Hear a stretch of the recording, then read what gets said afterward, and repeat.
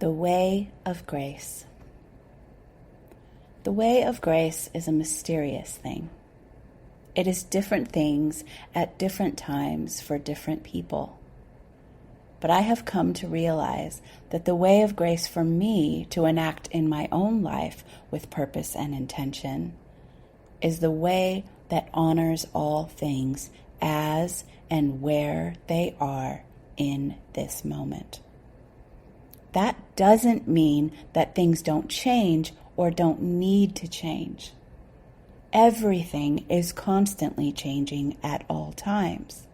We couldn't stop that if we wanted to. But the grace comes most easily when we are present and accepting whether we like what's showing up in the present or not, and open, truly open in the here and now. Grace comes out of unconditional love. So if we want to tap into that at any time, we can do so by purposefully and intentionally entering into that space of unconditional love. Unconditional love for yourself and for the present moment.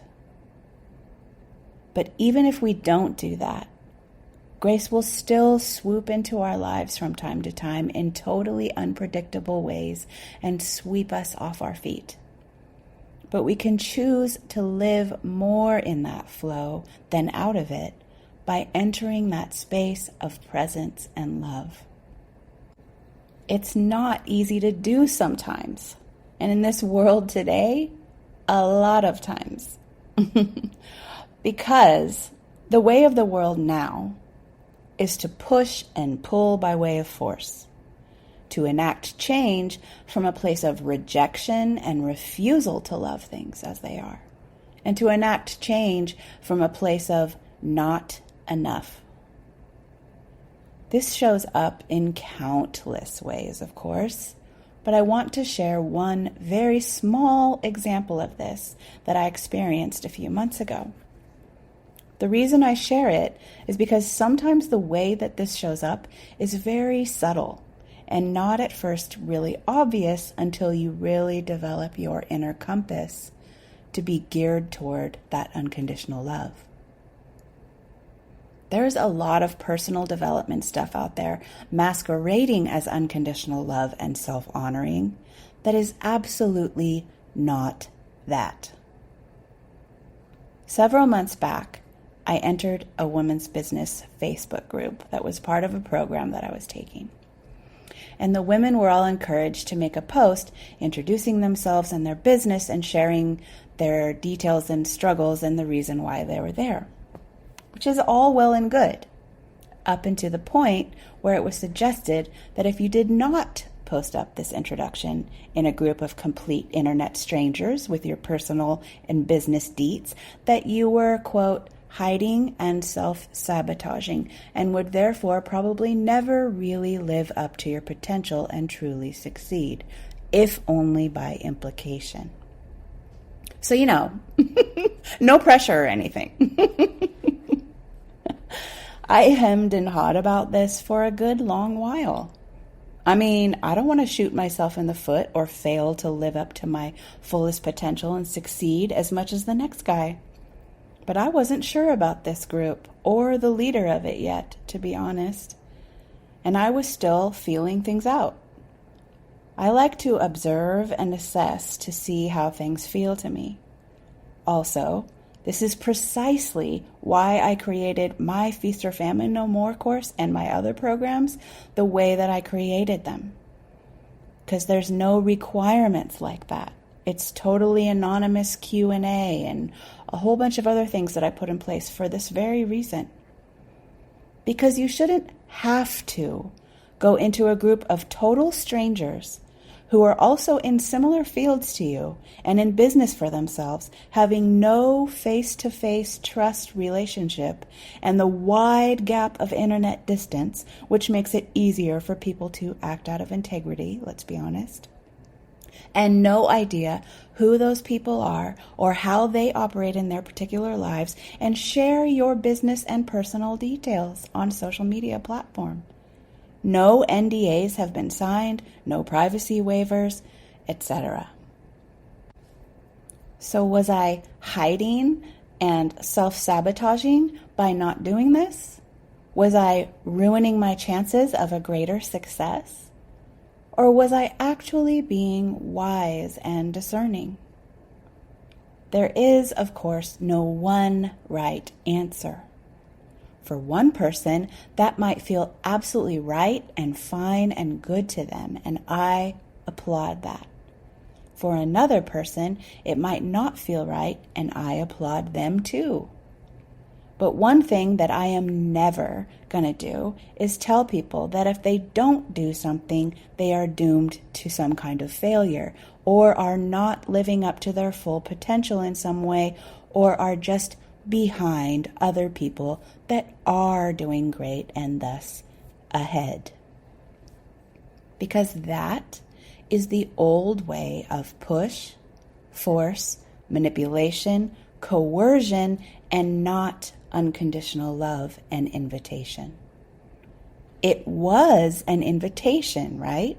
It seemed innocent enough. But whenever you add a layer of shame or guilt on top of it, or any kind of, if you don't do this, then it says this about you, that is not the way of love. That is not the way of grace. The way of grace honors all things as and where they are. It invites, but it does not threaten, shame, or condescend. Sometimes you will see people say, "That's okay, you're just not there yet," or "That's okay, oh, they're just not there yet," i.e., willing to follow their rules of success. It's pretending to be compassion, but it's not. It is thinly veiled condescension and shaming. It is not honoring of each person's truth or reality. Once I realized this, I stopped feeling conflicted. I was being wise and discerning. I was honoring myself and what felt right to me at the time. I was not letting someone else tell me what the rules for being successful are. And I was not self-sabotaging anything.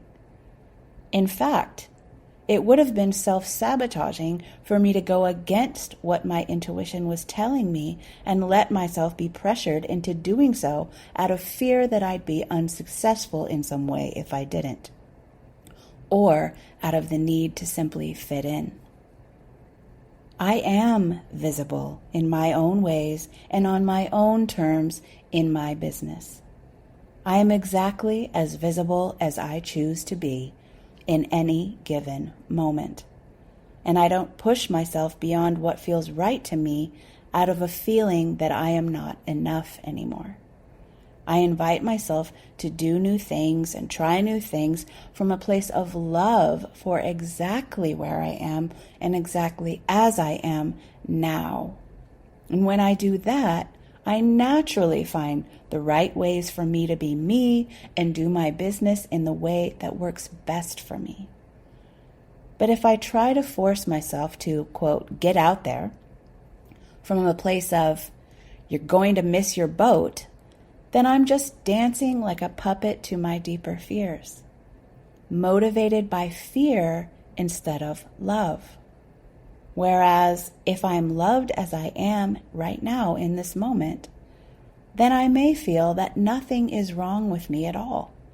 And I will naturally do all that I'm called to do from a place of joy and self-acceptance. I will create from who I am instead of from who I'm supposed to be or should be if I want to really be successful. Confidence comes in many colors. It depends on what you're putting your confidence in. Your looks, your success, your potential, or the truth of you here and now. Your faith, your center, your God. Where do you place your confidence? What do you put your confidence in? Again, there's no wrong answer. All is allowed to be. Perhaps that's in the process of shifting for you. Perhaps you once placed more of it externally, and now you're placing more of it within.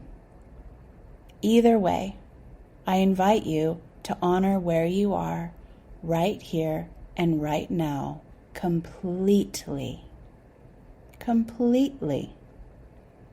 Because that grace will carry you farther than all the pushing and forcing could ever even dream.